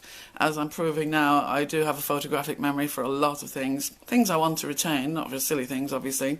But for information, I do have a photographic memory for lots of things that I'm interested in. And this is why I've always liked learning. And I've always been a sponge. Whether I'm doing that for ET, that's questionable and debatable. Yes, absolutely. I could be doing a lot of studying, and I can tell you now, one thing I can reveal is I am identifying top players in the world. This is what I'm doing. This is what I do in my research. Even if they're mentioned, I'm researching people that are mentioned in various other, and I'm talking about big people. I'm talking about stupid trolls and the likes of Miles Johnson. I'm talking about big players in the world who are impacting the planet. I'm identifying all the top players, even the sneaky ones who are hiding. I mean, nobody even knows what Epstein was up to. He had so much money, nobody even knows where he made his money from, hardly. And, you know, there's just so many questions with these people. But it's mainly to do with greed and power, and thinking they can have what they want and live in paradise while everybody else is dying around them. Well, you know, this is something big, major is going to happen. And I have been studying a lot of people for a lot of years. And this is for something higher than me. Not for me. Yeah, I'm interested, yeah, but this is for something higher. So in that respect, I could be classed as a spy, but it's definitely not for anyone like the MOD or anyone stupid like that. So no, I am definitely not spying for any military or organisations, anything like that. Thanks so much for watching. I know it's a long one. And as I said, there's a lot of things being said about me out there on this set, so I've tried to quash those myths. And you know, if people are coming up with these ridiculous statements, I want evidence. What are they basing their evidence on other than a little bit of criticism from me about them? That's not good enough. And I won't be standing for that. And I will be challenging anyone who makes these ridiculous claims about me. I don't care what you say about anyone else, but no, I'm not falling into these ridiculous umbrellas. I'm not part of these ridiculous fraudulent claims, and I don't want to be. Thank you for watching. I know, again, it was a very long one, but a lot of it is for research purposes in there, and it was a good opportunity for me to get the rest of the employment bit there so people know exactly what I was doing. It wasn't spying. Listen, if anyone wants to hire me as a spy, I'm available. I mean, I wish. That would have been my ideal job years ago. I had the energy and the madness. I would have been brilliant flying around the world as an assassin. So, if anyone had offered me a job like that, I probably might have taken it. I was mad enough. So, no, I'm not a spy for anybody. Maybe for ETs, that's another story. Okay, bye for now, and thank you all so much. It's lovely to see everybody getting on. I mean, it really is. It sounds soppy, but it just feels like a lot of stress has gone from so many people that were impacted by recent events. And it's just great to see everybody. They seem to be in better moods and happier, and you can actually feel the clean air. I know we've got a few stragglers and a few little pathetic people still want to find out what's going on and hanging around. I've had quite a few on my channel as well. I've identified 3 stock accounts, which I'll be noting. People forget over long periods, they'll come out and make a comment somewhere at one of those accounts and give themselves away. That's what usually happens. And then you realise who they are. You know, it's observing, really. Okay, have a great week, everybody. What day is it today? It's not even Monday, is what am I saying? That's Friday. Have a great weekend, I meant to say. Thanks a lot for everything. Bye for now. See, a lot of these people in the truth movement have an answer for everything. Now, when I came forward first, they were trying to convince me it was all satanic, no aliens, nothing. Wasn't getting any footage that time. But, you know, when I'd say, well, how do you explain my sightings? How do you explain that? And they go, oh, well, they mess with your mind and they make you believe you're seeing that. It's not really happening. It's hallucinations. But what about now when I'm catching them on film? Despite what some Muppets think and people who are afraid to face up the facts, I'm not filming balloons. Some of these objects are 50,000 feet above and used with a huge lens. It wouldn't pick up the balloons. It'd be just a blurry mess blob on the screen. It'd be that close. So these objects are really far away. So, you know, any of my footage can be checked by experts, and it has. I've got them following my plane twice to Sri Lanka. I've got them when I arrived in Sri Lanka over my villa. And the same craft that followed the plane was then suddenly over my villa in one of my films. I just found it the other day. I didn't even notice. So they can't pull that one anymore. It's not hallucinations. I'm catching other things apart from the craft. So, you know, then suddenly everyone shuts up about that. You get a few morons shouting balloons and all this nonsense.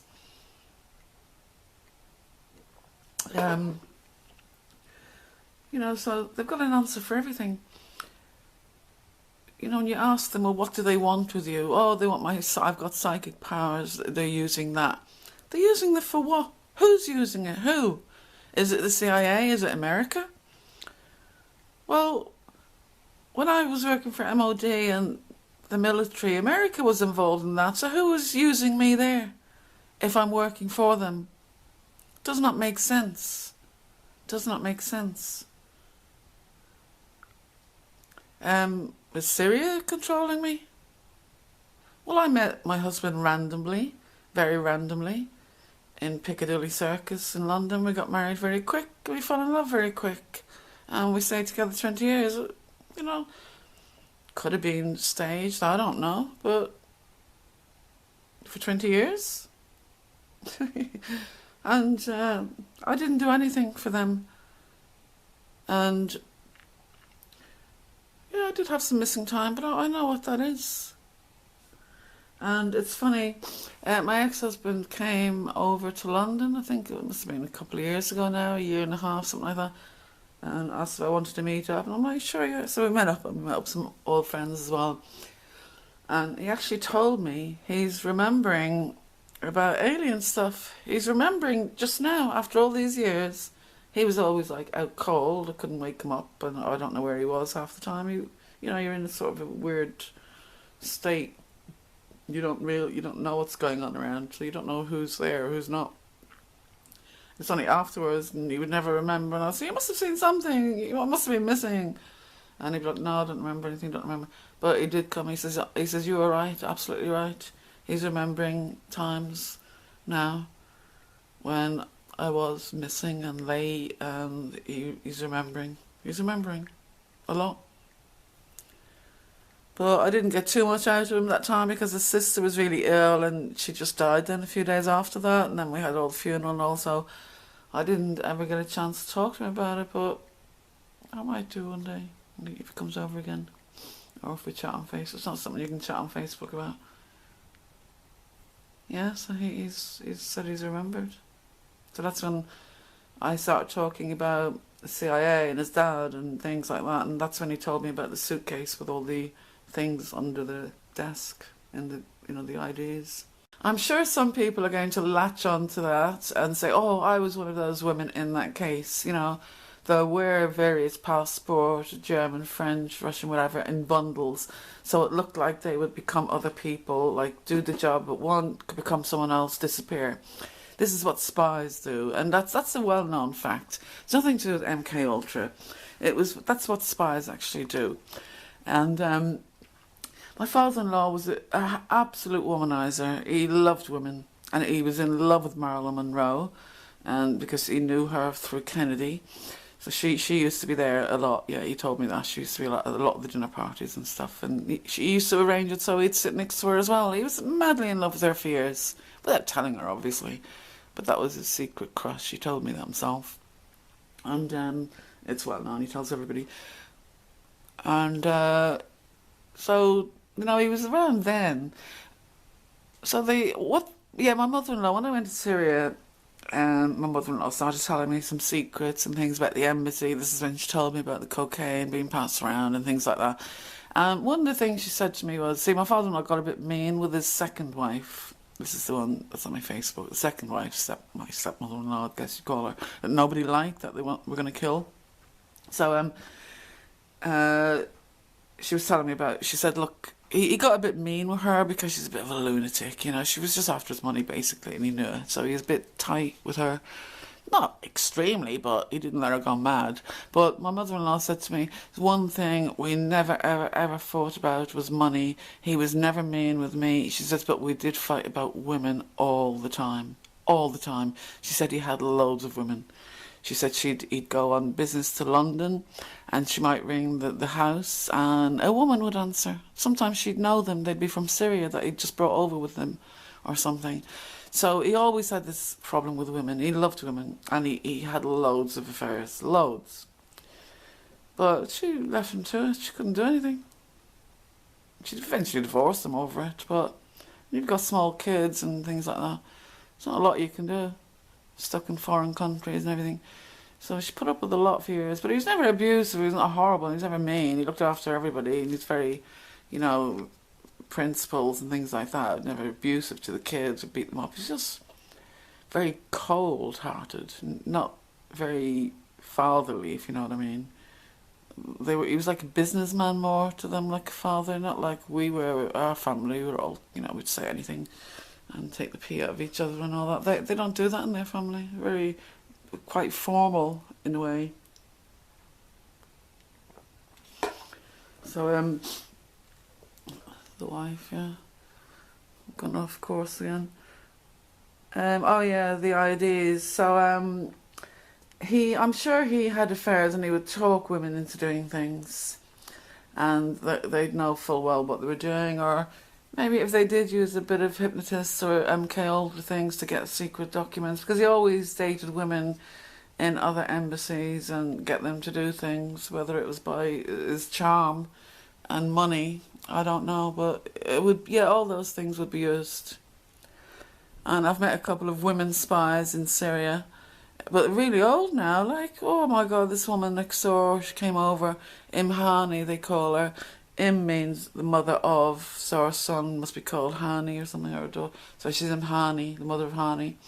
And she came over, really, really obese lady, couldn't hardly walk, big, thick glasses. And, you know, very nice lady. I mean, she was funny. She came over and had a laugh. When she left, my mother-in-law said she was one of the biggest spies for years, like a Matahari. If I'd have known that, I would have been chatting away. She was one of the biggest spies, she told me, in the Syrian army. So, but when they say spies, what do you think they're doing? What they're doing is just getting dirt on other countries. Oh, my mate, he's on his way over. And what they're doing is getting dirt on other countries, dirt on ministers, and being able to blackmail them into making decisions. And that all went on. It still does. Now they're using little prostitutes and paedophilia. But they did all that in the olden days as well. In the 60s, 40s, 50s, whatever. CIA always did dirty things. And they did things like that. And get dirt on people and then, you know, make them make decisions. And my father-in-law was a writer as well. He had a magazine, a monthly magazine that went out to embassies, and he wrote everything for us. So he would get paid by Saudi Arabia to say something really nasty about Yemen, for example, or Jordan, and then they would get paid by Jordan to say something really nasty about Lebanon, you know, and all these kind of things, slagging each other off. That's all it was. He got a lot of money to be paid for that. And also he would tell them what probably weapons the country had, you know, give away those kind of secrets. That's old-fashioned spying and espionage, and the way they killed people and carry on, just like James Bond and all that, without all the stupid gadgets. They had a few, you know. It was all stuff like that, just getting one up on your enemy and finding out one step ahead what they're up to. And it's just all escalated from that, hasn't it? So as far as all this controlling populations and keeping stars in prison and, you know, reptilian shite and controlling them all, well, there is a control, because when these people turn up in show business, they look nothing like that. We know they're not they're not crowd worthy, you know. nobody will jump on an ordinary looking person, but when there's somebody that looks like a superstar with the hair and the clothes and the makeup and all this, yeah, they're going to attract all the kids, and they need somebody to look up to, not somebody ordinary. So in terms of that control, yes, of course they're controlled 100%. Their public life will be controlled, because once you're owned by a company, they want the most out of you. They've made you a star. You're living life as a star. They want payment back. But as for all this MKUltra, you know, brainwashing them into doing things, they do that themselves. Eventually they become other people because they're putting on a front so much. They've got people mauling at their hair constantly. This is why I'd say Britney Spears shaved off her hair. She had so many extensions, so much dye, people pulling her hair constantly, combing it, pulling it, doing it.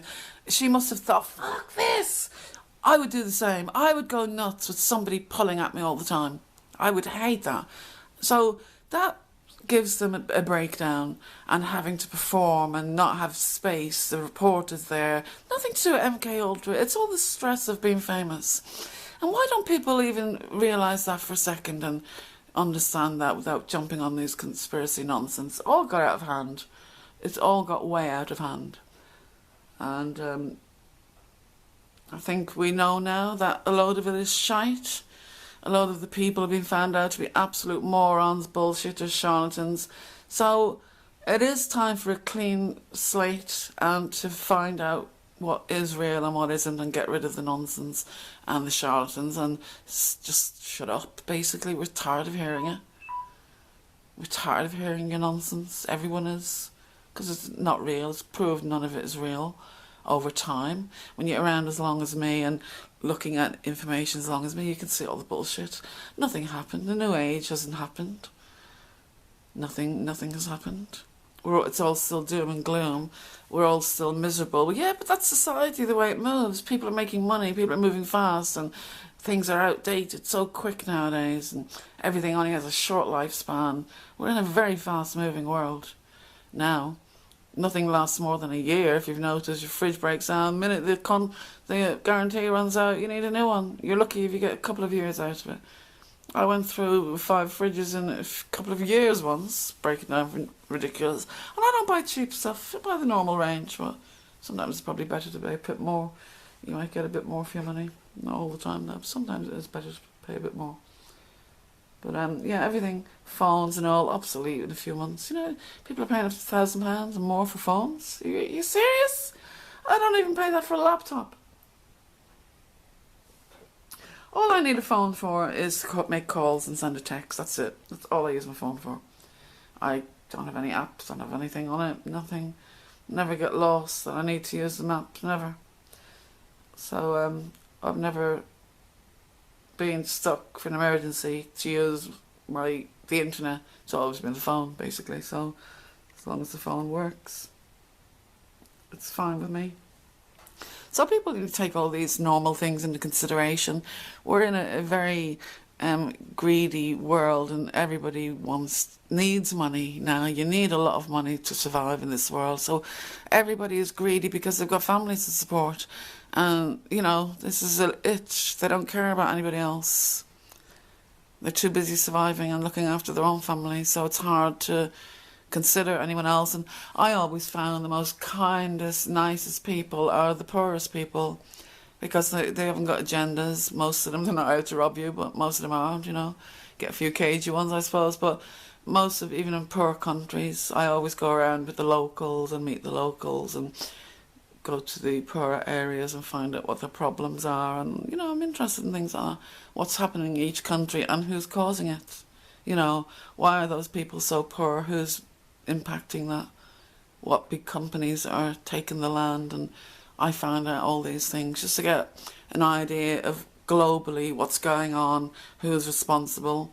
And I think we've all come to the same conclusions that, you know, a lot of these big companies are just out there killing everything and making money. So if the Illuminati have all these psychic things and they're doing this, why do they need all this money? Why are they so greedy? And it's nothing to do with that at all. it's just all greedy individual people, a lot of them. And when you're in private schools and go and can afford the top schools, when you come from a rich family, you meet all these kind of people. You meet the best barristers and brain surgeons and that lot. When I went for a couple of interviews at schools, the people would be brain surgeons you're talking to in the waiting room and things like that. So these all meet each other afterwards, have very good uni friends and very good friends from finishing schools, and they use them, you know. And yeah, of course there are secret organisations, but as for all the magic and satanic bullshit, well, that's up to personal individual, isn't it? Some people are into that. But as a global thing, I'm not convinced. Definitely not convinced. I need more proof than what's around the Pizzagate nonsense and the flimsy bit of evidence they have.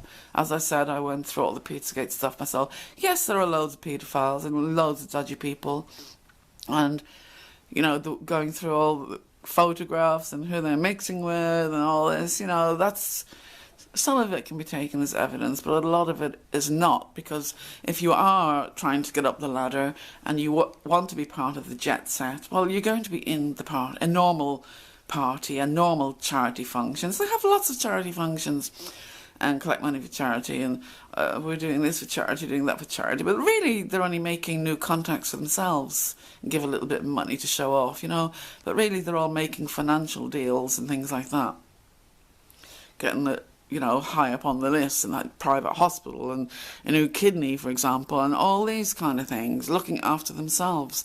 It's who you know. So I would ask all these MKUltra people, if you've got such good psychic abilities that are such an asset, why aren't you using them to help yourself? Why are you not using them to help yourself? Answer that.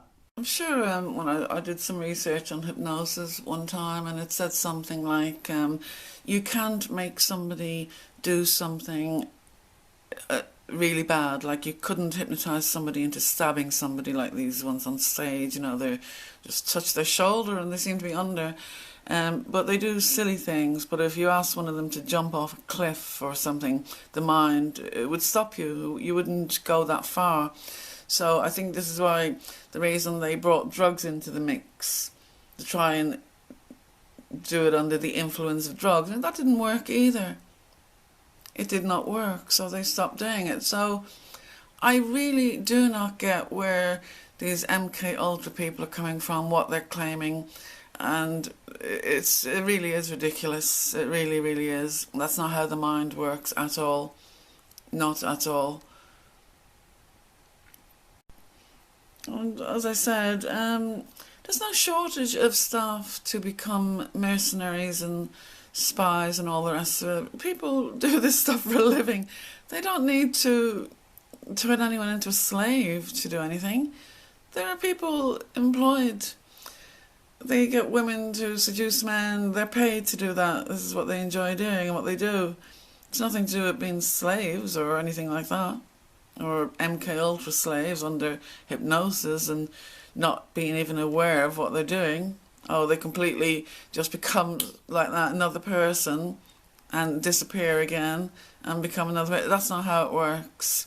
And you can't get away with this bullshit, really, to be honest. It's not how the mind works at all.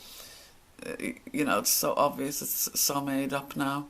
And just making a fool of yourselves, really. But then when people started sussing out, hey, wait a minute, that's not what's going on here, that can't work, that can't happen, then they started bringing in this psychic warfare weapons that can affect the mind without anyone even seeing it, without anyone else being affected, only that person, and then we get all the TI stuff.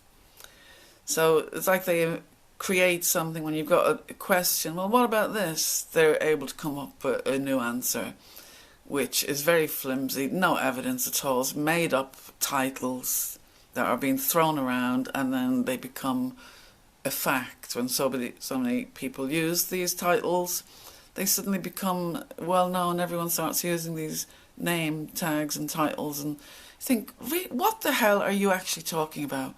You know, I know what you're saying, but who created that word? Where did you hear that word, and what does it mean? And none of them will be able to answer you. It's just a name they've picked up, someone else is using, and they're now using it. like this astral bollocks and these kind of things. You know, you won't find them in any dictionary. All that's happening really is when anyone comes up with a legitimate question, the goalposts are changed again. The goalposts are just constantly changed to suit the nonsense. Well, we're all seeing it now, you idiots. How long do you think you can get away with this bullshit? How long before, you know, the naked king is seen without his clothes until someone shouts out, "Aha, I can see your big fat ass." I've heard so many people now saying I'm mind controlled. This is the excuse they use. Even Miles Johnson actually said that to the police when I reported him. "Oh, don't mind her, she's mind controlled." They told me what he said. And I says, "Oh, you don't think there's anything weird about that?" So, you know, how's it I'm only mind controlled when I'm complaining about you?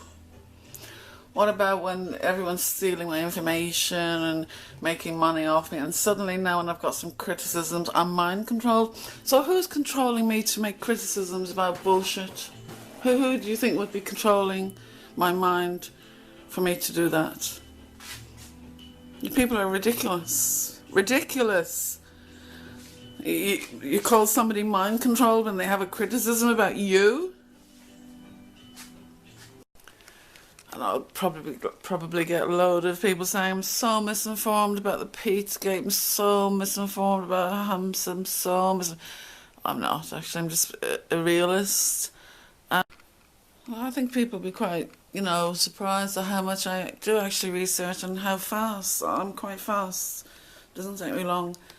And no, I'm aware of all the Epstein stuff, I'm aware of all the paedophile rings, I'm aware of all this.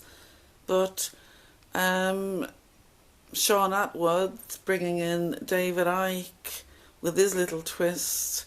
He's supposed to be covering the facts. So what's he doing bringing David Icke into the mix for, talking about his nonsense? So they're really trying to push this satanic crap on people. Now, Sean Atwood, he's supposed to be sticking to the facts. What the hell is he bringing David Icke in for? What the hell is he bringing David Icke in to talk about all this crap and mix Epstein in? He's really trying to get satanic stuff mixed in here when there's been no mention at all in any of the statements. None of the girls, nobody's mentioning anything about ritual abuse. Or they were, you know, obviously abused paedophiles, but they were treated well. They weren't beaten up and treated badly. They were given money and given nice places to live. So they were looked after in that sense. So there's been no mention of any torture or abuse or anything like that. So why is he bringing David Icke in to put this into people's heads, you know? This is all more mind games with the public, I think, anyway. It's my opinion.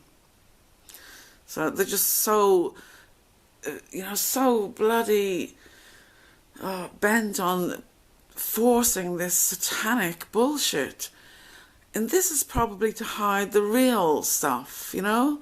People are concentrating on that and not really looking at the real picture, which is the paedophilia and the abuse of children just by paedophiles, you know?